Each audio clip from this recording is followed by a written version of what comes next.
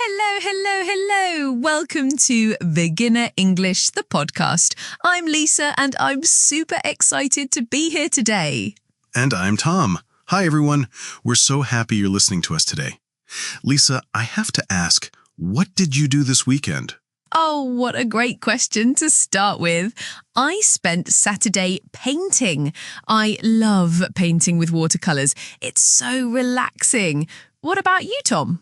I went hiking. I love being in nature, especially on sunny days. And you know what? This is the perfect introduction to today's topic. You're absolutely right. Today we're going to talk about hobbies and free time activities. This is such a fun topic and it's something everyone can relate to. Whether you're a student, working full-time, or retired, we all have hobbies and things we love to do in our free time. And learning to talk about your hobbies in English is super important. You can use these conversations when you meet new people, make friends, or just have casual chats. Plus, talking about hobbies is usually a happy conversation. People love sharing what they enjoy doing. Exactly. So today we'll learn lots of vocabulary about different hobbies. We'll practice conversations, share some stories, and help you feel confident talking about your free time in English. And don't worry if you're just starting to learn English. We'll speak slowly and explain everything clearly. You can always pause and listen again. That's right. And remember, learning should be fun, just like hobbies. Speaking of which, let me ask our listeners, what's your favourite hobby? What do you like to do in your free time? Great question. Think about it while we dive into today's episode. Are you ready to learn about hobbies and free time, Lisa? I'm ready. Let's go. So, Lisa, before we start teaching vocabulary, let's have a natural conversation about our hobbies. Our listeners can hear how we talk about this topic naturally. I love this idea. It's like listening to friends chat. Okay, Tom, tell me more about your hiking hobby. How often do you go hiking? I try to go hiking every weekend, weather permitting, meaning if the weather is good enough. That's a useful phrase, weather permitting. So you're really dedicated to hiking. What do you love about it? I love being outdoors and getting exercise at the same time. Plus, the views from the mountains are incredible. Sometimes I take photos of the scenery. Oh, so you have two hobbies, hiking and photography. That's a great combination. You're right. I never thought about photography as a separate hobby, but I do love taking pictures. What about your painting? How did you get started with that? Well, during the pandemic, I was stuck at home and felt stressed. A friend suggested trying watercolour painting as a way to relax. And did it work? Did it help you relax? Oh my goodness, yes. The first time I painted, I was completely focused on mixing colours and brushstrokes. I forgot all about my worries. That's amazing. That's one of the best things about hobbies. They can help us de-stress and forget our problems for a while. Exactly. And now I paint for about an hour every evening. It's like meditation for me. Do you paint realistic things like flowers and landscapes, or do you paint abstract art? I mostly paint nature scenes, flowers, trees, sunsets. I'm not brave enough for abstract art yet, but maybe someday. I'd love to see your paintings sometime. Do you have any other hobbies besides painting? Well, I also love reading. I read almost every night before bed, and I recently started learning to play the ukulele. The ukulele? That's so cool. How's that going? It's challenging but fun. My fingers hurt at first, but now I can play 3 simple songs. That's great progress. You know what I love about this conversation? We're naturally using so many hobby-related words and phrases. You're absolutely right. We said things like, I love, I try to, how often do you, what do you love about it, and how did you get started? Those are all super useful phrases for talking about hobbies. Our listeners are already learning just by hearing our natural conversation. Perfect. Now let's officially start teaching vocabulary about hobbies and free time activities. All right, everyone, welcome to our vocabulary section. Tom and I are going to teach you lots of useful words and phrases for talking about hobbies and free time. Let's start with the basics. The word hobby means an activity you do for fun in your free time. But we can also say pastime or activity. Good start. And free time means the time when you're not working or studying. You might also hear spare time or leisure time. They all mean the same thing. Now let's talk about different types of hobbies. We can group them into categories. First, let's talk about creative hobbies. Creative hobbies are activities where you make or create something. Examples include painting, drawing, writing, knitting, sewing, pottery, and crafts. Let's practice these words. Listeners, repeat after me. Painting, Drawing, writing, knitting. pottery. Great job. Now, Tom, what about physical hobbies? Physical hobbies are activities that involve moving your body and exercising. Examples include running, swimming, cycling, dancing, yoga, martial arts, and team sports. Team sports are games you play with other people, like soccer, basketball, volleyball, or tennis. Let's practice these too. Repeat after Lisa. Running, Swimming, dancing, yoga. soccer. Excellent. Now, let's talk about intellectual hobbies, activities that exercise your brain. Intellectual hobbies include reading, writing, learning languages, playing chess, doing puzzles, Sudoku, crossword puzzles, and trivia games. Don't forget about collecting. Some people collect stamps, coins, postcards, or vintage items. Collecting can be a very engaging intellectual hobby. That's true. Collecting means gathering items that you find interesting or valuable. Now let's learn about musical hobbies. Many people love music. You can play instruments like piano, guitar, violin, drums, or sing. Or you might just love listening to music, going to concerts, or discovering new artists. That's a hobby too. Absolutely. Let's practice some music words. Repeat after Tom. Piano, Guitar, singing, concert. music. Wonderful. Now, what about outdoor hobbies? These are activities you do outside in nature. Great category. Outdoor hobbies include hiking, camping, fishing, gardening, bird watching, photography, and picnicking. I love gardening. You can grow flowers, vegetables, or herbs. It's very satisfying to watch plants grow. And don't forget about technology hobbies. In our modern world, many people enjoy gaming, coding, blogging, making videos, or learning about computers. Gaming is especially popular. People play video games on computers, phones, or gaming consoles. Now let's learn some useful verbs for talking about hobbies. The most common verb is to do. For example, I do yoga or I do puzzles. But we also use other verbs. We play instruments, sports, and games. I play guitar or I play tennis. We go for activities that involve movement or travel. I go hiking, or I go swimming, or I go shopping. And we can practice hobbies that require skill development. I practice piano or I practice painting. Let's practice these verbs. Repeat after me. I do yoga. I play guitar. I go hiking. I practice piano. Perfect. Now let's learn some frequency words. These help you explain how often you do your hobbies. You can say every day, every week, twice a week, once a month, on weekends, or in my free time. For example, I paint every evening, or I play tennis twice a week, or I go hiking on weekends. Let's practice frequency phrases. Repeat after Lisa. Every day. Twice a week. On weekends. In my free time.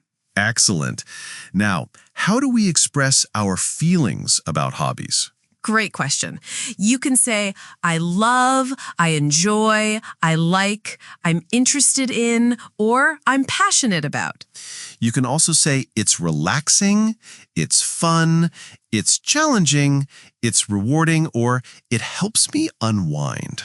Unwind is a great word. It means to relax and reduce stress after a busy day. Let's practice these feeling expressions. Repeat after me. I love reading. I enjoy dancing. It's relaxing. It helps me unwind. Fantastic. We've covered so much vocabulary already. Are you ready to practice using these words in conversations? I'm ready. Let's do some role play dialogues. Now it's time for our role play section. Lisa and I will act out different conversations about hobbies. Listen carefully to how we use the vocabulary we just learned. This is really helpful because these are conversations you might have in real life. Let's start with a simple conversation between two people meeting for the first time. Good idea. I'll be Alex, and you can be Sarah. We're at a coffee shop getting to know each other. Perfect. Here we go. Hi, Sarah. It's nice to meet you. What do you like to do in your free time? Hi, Alex. Nice to meet you too. I love reading books. I probably read about 3 books a month. What about you? Wow, 3 books a month. That's impressive. I'm not much of a reader, but I love playing basketball. I play with friends every Saturday morning. That sounds fun. I'm terrible at sports, but I admire people who are athletic. What position do you play? I usually play point guard. It's a lot of fun and it keeps me in shape. Do you have any other hobbies besides reading? Yes, I also love cooking. I try new recipes every weekend. Last weekend, I made homemade pasta for the first time. Homemade pasta sounds delicious. I wish I could cook better. I mostly just make sandwiches and instant noodles. Cooking isn't as hard as people think. You should try some simple recipes. Maybe we could cook together sometime. That would be great. I'd love to learn. Wonderful role play, Tom.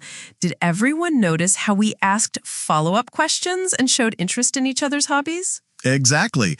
We used phrases like, that sounds fun, and that's impressive, and I wish I could. These show you're engaged in the conversation. Let's try another dialogue. This time, let's imagine we're talking to a friend about starting a new hobby. Great idea. This time, you can be the person asking for advice, and I'll give suggestions. Perfect. Here we go. Tom, I'm feeling really stressed lately. I think I need a new hobby to help me relax. Do you have any suggestions? I'm sorry to hear you're stressed. A hobby is a great idea. What kind of activities are you interested in?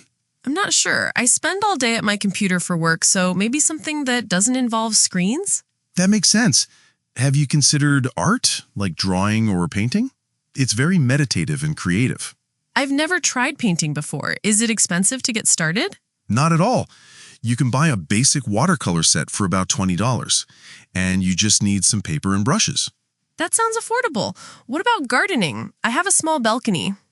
Gardening is perfect for stress relief. You could start with easy plants like herbs or flowers. Plus, it's so satisfying to watch them grow. I love the idea of growing my own herbs for cooking. Where should I start? I'd recommend starting with basil or mint. They're very easy to grow and you can use them in your cooking. This is so helpful. Maybe I'll try both painting and gardening. Thank you for the advice. You're welcome. Let me know how it goes. I'm excited to hear about your new hobbies. That was a great example of asking for and giving advice about hobbies.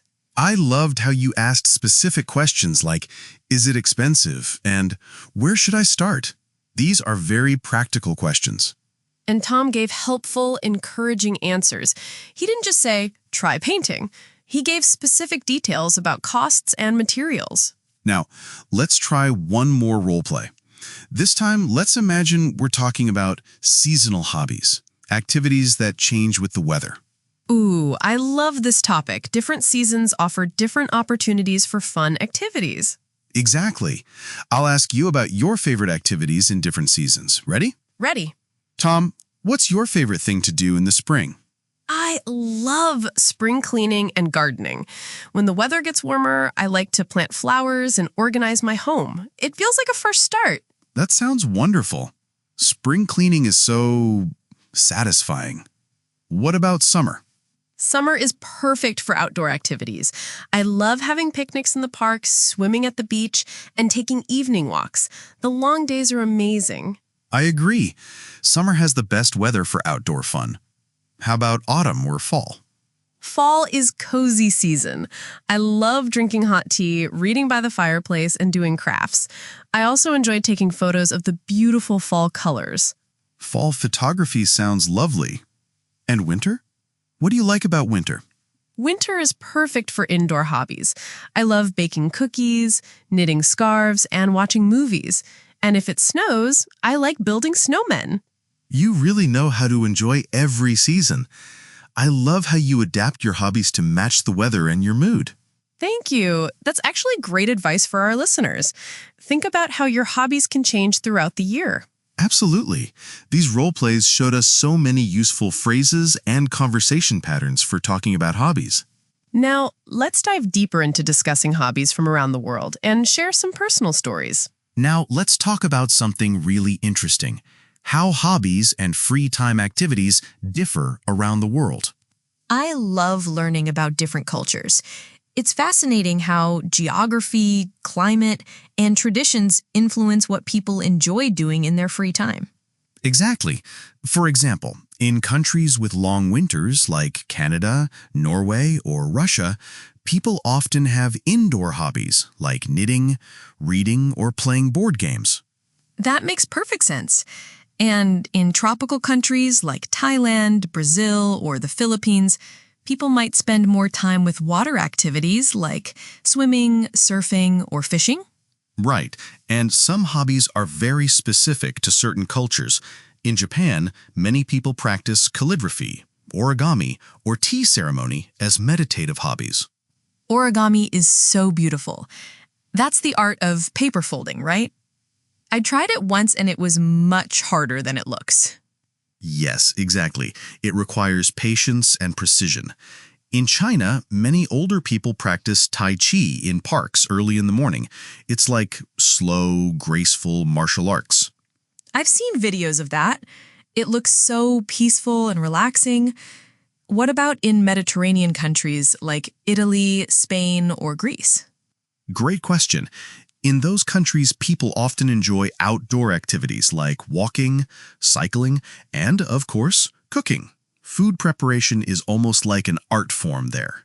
Food as a hobby is so wonderful. In France, many people are passionate about wine tasting and cheese making.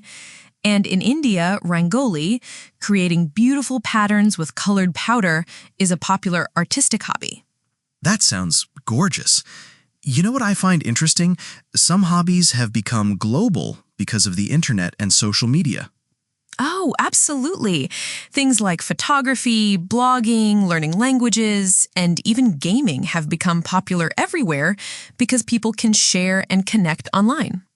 Speaking of global hobbies, let me share a personal story. A few years ago, I started learning Korean because I became interested in K-pop music and Korean dramas. That's so cool. How did that work out for you? Well, I started just listening to music, but then I wanted to understand the lyrics. So I used language learning apps and watched Korean shows with subtitles. That's a perfect example of how one hobby can lead to another. Did you stick with it? I studied for about 8 months and learned basic conversational Korean. I even made friends with Korean language learners online. But then I got busy with work and stopped practicing. That's totally normal. Sometimes hobbies come and go in our lives, and that's okay. The important thing is that you enjoyed it while you were doing it. Exactly. And you know what? I might pick it up again someday. That's the beauty of hobbies. They're always there waiting for you. I love that perspective. Speaking of hobbies coming and going, I have a funny story about my brief obsession with bread baking. Oh, this sounds interesting. Tell us about your bread baking adventure. Okay, so during the pandemic, like millions of other people, I decided to become a bread baker. I bought all the equipment, special flour, a digital scale, proofing baskets, everything. You went all in. How'd it go? The first few loaves were disasters. They were flat, dense, and frankly, inedible. But I was determined to master it. Determination is important with challenging hobbies. I spent hours watching YouTube tutorials, reading bread-making forums, and experimenting with different techniques. I probably baked 30 loaves over 3 months. Wow, that's dedication. Did you eventually succeed? I did. By month 3, I was making beautiful, crusty sourdough bread that my friends and family loved. I felt like a bread wizard. That's amazing. So what happened? Do you still bake bread? Here's the funny part. Once I mastered it, I kind of lost interest. I realized I enjoyed the challenge more than the actual bread baking. That's hilarious. But you know what? You learned a valuable skill and you had fun doing it. That's what hobbies are all about. Exactly. And now I can bake bread anytime I want. Plus, the problem solving and patience I developed helped me in other areas of life. That's such an important point. Hobbies don't just provide entertainment, they can teach us valuable life skills.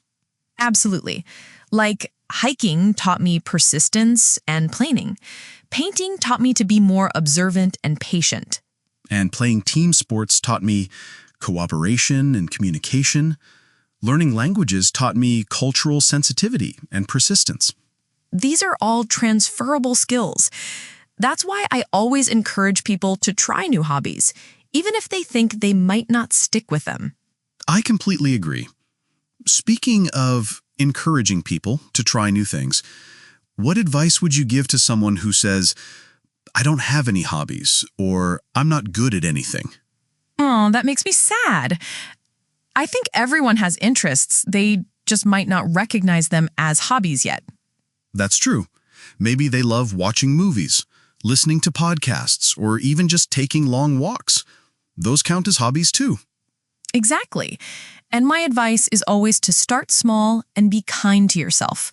You don't have to be good at something to enjoy it. Yes, the goal is fun and personal satisfaction, not perfection or impressing others. And another tip, think about what you loved doing as a child. Sometimes our childhood interests give us clues about what we might enjoy as adults. That's brilliant advice. I loved building things with blocks as a kid, and now I enjoy woodworking and DIY home projects. See? Perfect example.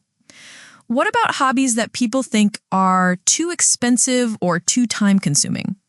Great question.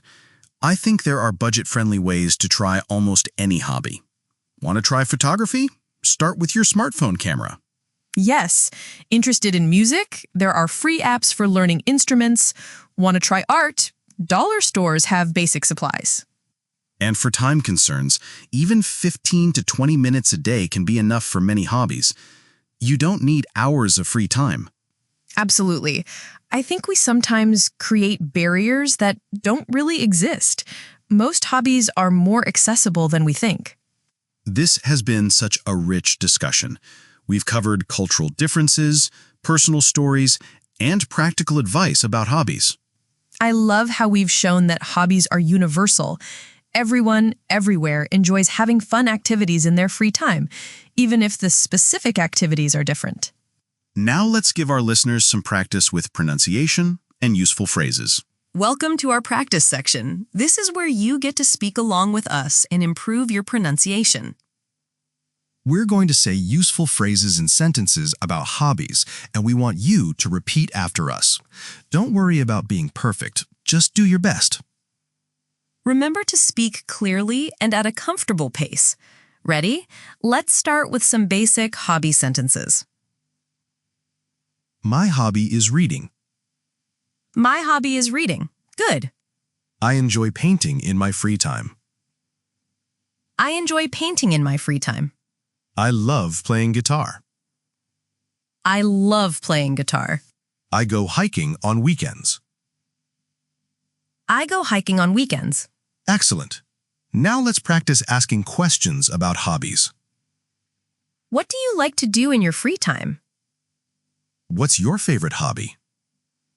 How often do you practice piano? When did you start learning Spanish? When did you start learning Spanish? Great job! Now let's practice expressing frequency, how often you do things. I read every night before bed. I play tennis twice a week. I go to the gym 3 times a week. I practice guitar for 30 minutes every day. I practice guitar for 30 minutes every day. Perfect! Now let's practice expressing feelings and opinions about hobbies. I find cooking very relaxing. I find cooking very relaxing. Photography is my passion. Photography is my passion. I'm not very good at dancing, but I enjoy it. I'm not very good at dancing, but I enjoy it. Gardening helps me unwind after work. Gardening helps me unwind after work. Wonderful! Let's practice some responses for hobby conversations. That sounds really interesting. I've always wanted to try that. How did you get started with that? That's so cool. Tell me more. Excellent. Now let's practice talking about trying new hobbies. I'm thinking about taking up yoga. I'd like to learn how to knit. I want to start running regularly. Maybe I should try rock climbing. Great work. Let's practice some phrases about hobby benefits. It keeps me active and healthy. It helps me meet new people. It's a great way to express creativity. It gives me a sense of accomplishment. Perfect. Now, let's practice some longer, more complex sentences. I started learning photography 5 years ago, and now it's become my biggest passion. I started learning photography 5 years ago, and now it's become my biggest passion.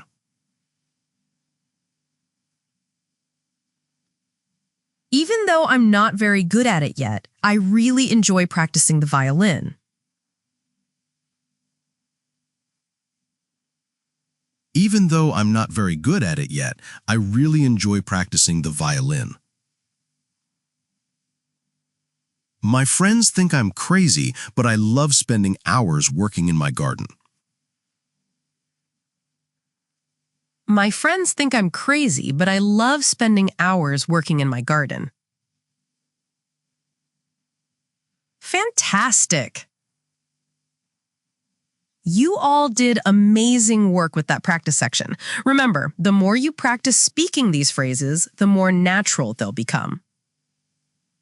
Absolutely. Now let's do a fun Q&A section where we model natural conversation about hobbies. Now it's time for our Q&A section. I'm going to ask Lisa various questions about hobbies and she'll answer naturally. This will help you hear how real conversations flow. This is great practice for our listeners.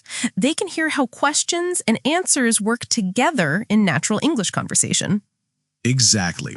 And listeners, you can practice too. After I ask each question, you can pause and think about how you would answer. Ready, Lisa? I'm ready. Ask away. First question. Lisa, what hobby would you recommend for someone who wants to be more creative? Oh, that's a great question. I definitely recommend starting with drawing or sketching. You only need a pencil and paper, so it's very affordable. Plus, you can draw anywhere, at home, in a cafe, in the park. It really helps you notice details in the world around you. That's excellent advice. Next question. What's a hobby that can help people make new friends? I think joining a sports team or taking a group fitness class is perfect for meeting people. Everyone has the same interests, so you immediately have something to talk about.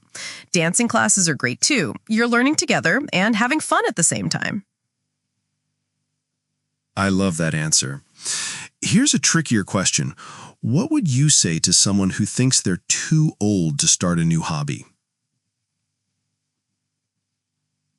I would say that's absolutely not true. Age is just a number when it comes to hobbies. My 75-year-old neighbor just started learning watercolor painting last year, and she's amazing at it. Some of the most inspiring hobby enthusiasts I know started later in life. That's so true. Okay, what about someone who says they don't have enough time for hobbies? I understand that feeling, but I think it's often about priorities and creativity with time. You don't need hours. Even 15 minutes of reading or listening to music on your commute or doing stretches while watching TV counts as hobby time. Great practical advice. Now, what's a hobby that can actually save you money? Cooking. If you enjoy cooking at home, you'll spend less money on restaurants and takeout. Gardening can save money on groceries if you grow herbs and vegetables. And learning to repair things or do crafts means you don't have to buy everything new. Those are smart financial benefits.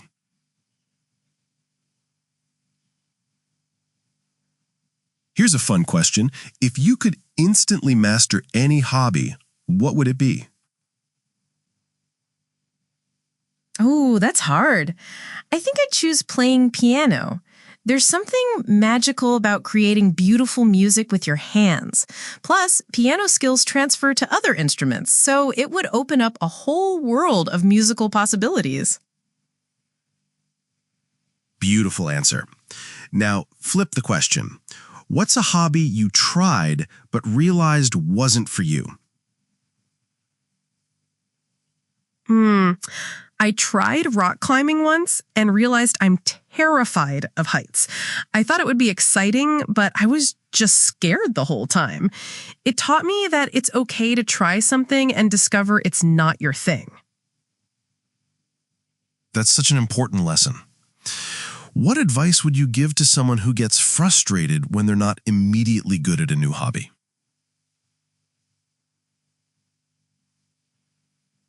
I'd remind them that being a beginner is part of the fun. Every expert was once a beginner. The joy should come from learning and improving, not from being perfect right away. Set small goals and celebrate small victories. Wise words. Here's a cultural question. What's a hobby from another culture that you'd love to try? I'm fascinated by Japanese flower arranging, ikebana. It's not just about making something pretty. It's a meditative art form that teaches you about balance, simplicity, and appreciating natural beauty. I think it would be very peaceful. That sounds wonderful. Last question. What's the most unusual hobby you've ever heard of? I once met someone who collects vintage lunchboxes. At first, I thought it was weird, but when she showed me her collection and told me the stories behind each one, it was actually fascinating. It taught me that any hobby can be meaningful if you're passionate about it. That's such a great point. There's no such thing as a weird hobby if it brings you joy. That was an excellent Q&A session, Lisa. Thanks, Tom. I hope our listeners got some good ideas and inspiration from those questions and answers.